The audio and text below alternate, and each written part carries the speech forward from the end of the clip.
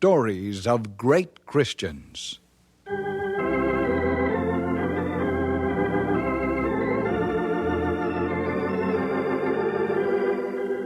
We greet our friends everywhere with Chapter 2 of The Monk of Wittenberg, the story of Martin Luther. This is another in the series, Stories of Great Christians, and is brought to you by the Moody Bible Institute of Chicago.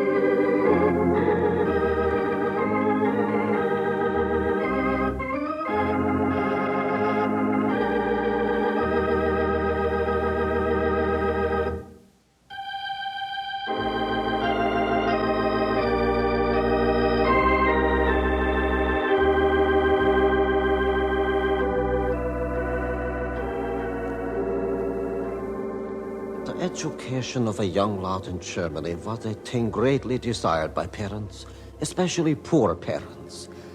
My father was anxious that I should have the education he never received. School was a new adventure for me, but there were many similarities to home. I've told you already of the strict discipline of our home. We had a personal acquaintanceship with the whip from both father and mother, and things were a little different in school. It was because of faltering in a Latin declension that I first tasted the whip. There, Martin Luther. I hope I have whipped some sense into you. Now go back to your seat. Yes, sir. And the next time I shall give you 20 lashes instead of only 15. How would you like that? Answer me! I will try to do better in the future, sir.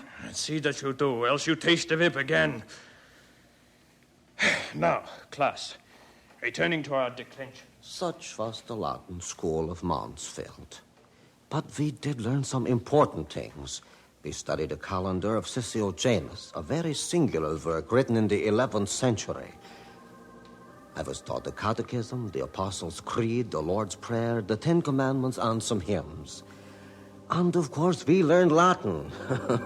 Indeed, we did learn Latin.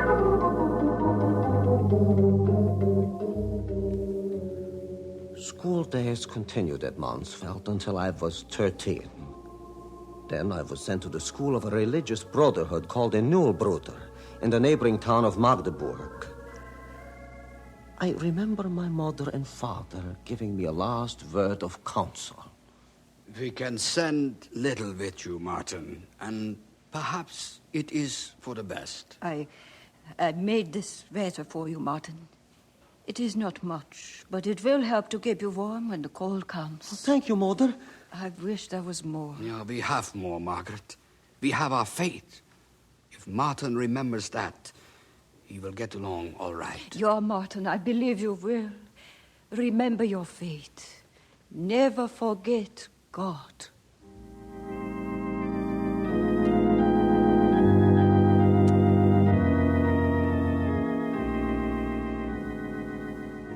At the new school at Nullbruder, it was the same. I remember what my mother and father had said about faith in God. But God to me meant authority, and authority always carried a whip. The schoolmasters, my father, I even ran from a farmer who tried to give me food. I developed a continually guilty conscience, and authority was something to tremble and run from, even when that authority was God. I had hoped that at the new school, life would be better. But it wasn't, and I was still afraid. I wish we did not have to beg for our very existence. It is not easy to beg for food and clothes, but we are sons of poor men.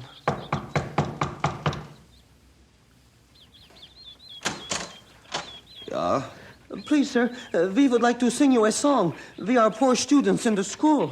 I am a very busy man. Please, sir, we sing very well, you will see. Quickly then, sing me your song.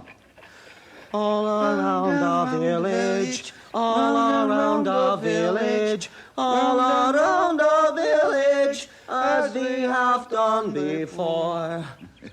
You have very good voices. Here is something for both of you.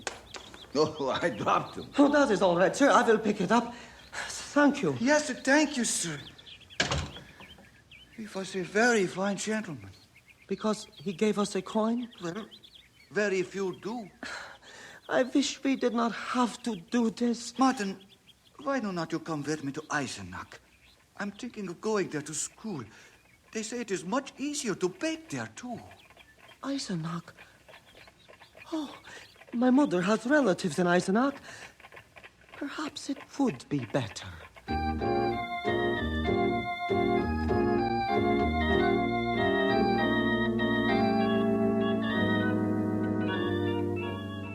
It is strange that you should ask us about Eisenach, my son. Why, Father? Your mother and I have been speaking about it ourselves. I have several relatives there, and perhaps it would be easier for you there than in Magdeburg. My friend in school says begging is easier in Eisenach. Oh, to think that my son must even think of begging. Yeah, I wish the furnace brought in more income, my son, but we are only able to provide for our own needs. You see that we have no luxuries. I do not mind, Father, just so I shall be able to continue my studies. If I must beg, I will do so. You are a good son. When I bought the second furnace, I thought things would be better. They will, Hans, I feel sure of it. Have faith. Yeah, Father, things already look better for me. They will for you, soon. Yeah, let us pray God that they will.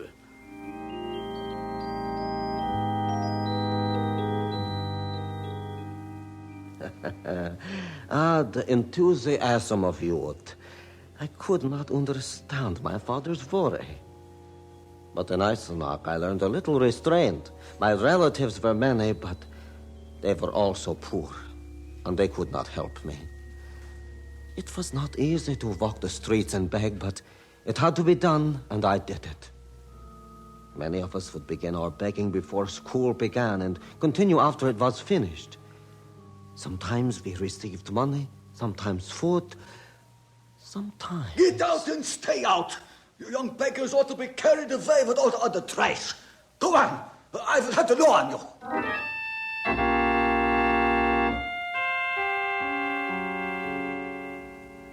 One day, after having been somewhat forcefully turned away from 3 houses and feeling especially melancholy, it was my birthday. I paused in the square of St. George to consider whether or not I should just give in to circumstance and return home to work in the copper mine with my father, or... Here, boy.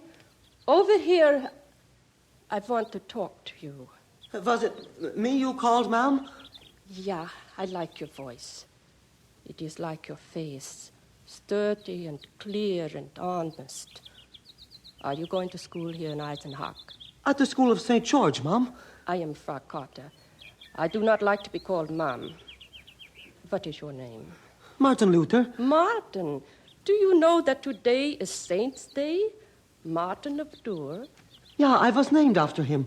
Today, it is my birthday, Frau Carter. Birthday? And here you are begging in the streets. I am the son of a poor man. I have to beg. Martin, today you don't have to beg. Would you like to come in and have your birthday supper with us? But I can't... Good. Come along, then.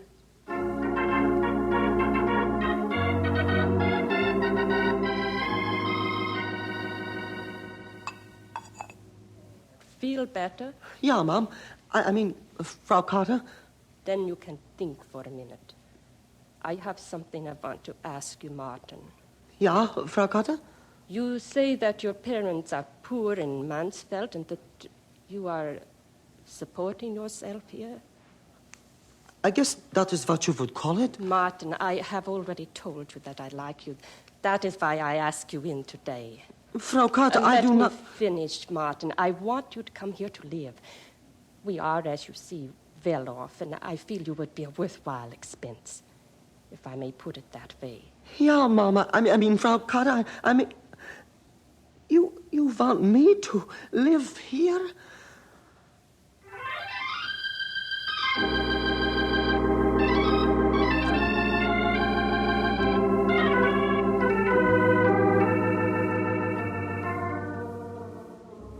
Did I say that youth was too full of hopes? Not even youth could have hoped this good fortune. Frau Katte was not only wealthy, her family had established a Franciscan monastery at the foot of the Wartburg. And she was none other than the daughter of the mayor of Eisenach. I could hardly believe that there were people like Frau Katte. People who like to help others and not be repaid. Tomorrow we are going up to the monastery. You would like to see it, would you not? Yeah. It is where I go when I am unhappy or tired. The old buildings have a peace which have come down through the years. It's just good to sit there and look at them. Are you unhappy now, Frau Katte? No, not me, Martin. It's you this time. Me? Yeah, you need the friendship of the people who live there. You need to have their peace and the serenity. And God helping, I'm going to see that you get it.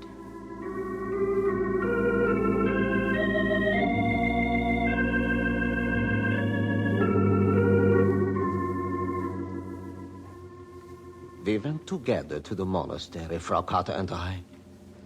I will never forget that first day at the Franciscan cloister, or the many other days I spent there in the following years. Frau Katte had been right. The buildings held a secret. Those rugged ancient walls gave me a feeling of security, and that was just what I needed. And there were the monks. I spent many hours talking to them. I did not realize then how much my experience there was helping to shape the pattern of my life. Oh, these old buildings and gardens are wonderful. They know nothing of the world and its troubles. Perhaps Frau Katte thought is just as well. If they knew, they might decide to disintegrate, leave us with it. Horrible thought. Then where would I go to find my peace? So have no fear. Your monastery shall always be here. It is not the buildings that change. It is the people, is it not? Exactly, my boy. The people build and the people destroy. Once our church was pure and rich. Today, it is only rich. Its glories are in the past. No, do not say that. Frau Katte, I fear, I tremble. Men have prophesied the Reformation, but none has accomplished it. It will come. Martin, have you ever heard of John Hillen? No. Of course not. They wouldn't teach you about him. Who was he? My son, John Hillen, was a man who prophesied a reformation of the church by a coming monk. He said would come in the year 1516. And what happened to him? He was imprisoned, just as everyone else who openly dares to speak against the church. I like to think John Hillian spoke the truth. I like to think that the monk will come, that he'll come and save our church. Yeah, Frau Katte. It's nice to think about. And here in these lovely gardens, it even seems possible.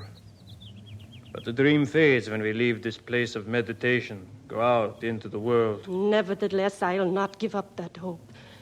Maybe that man John Hillian spoke of is living in Germany this minute. Perhaps, who knows? Maybe he's even in Eisenach. He might be at the school of St. George. Who knows? He may even be here in our monastery. Oh, God grant that it should be so.